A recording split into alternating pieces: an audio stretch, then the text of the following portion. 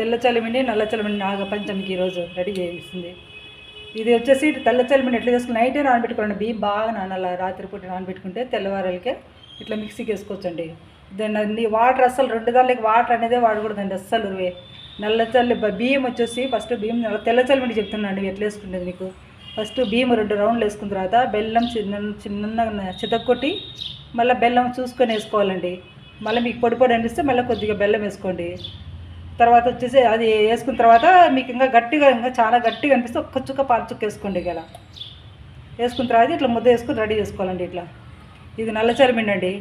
నల్ల చలిమిండి వచ్చేసి నువ్వులను బెల్లం 2 ఒకటేసారి వేసుకోండి. బెల్లం తక్కువగా వేసుకోండి. నల్ల చలిమిండికి పురుపురు అయిపోతుంది. మళ్ళీ అది చూసుకొని వేసుకోండి. బెల్లం వేసి ఒకసారి తక్కువ వేసుకొని 2 రౌండ్లు వేసి తెలుస్తుంది. అప్పుడే మనకి గట్టుకున్నానుకో కొద్దిగా బెల్లం వేసుకొని చేసుకుంటే ఇట్లా నల్ల చలిమిండి రెడీ అవుతుందండి. నాగపంచమికి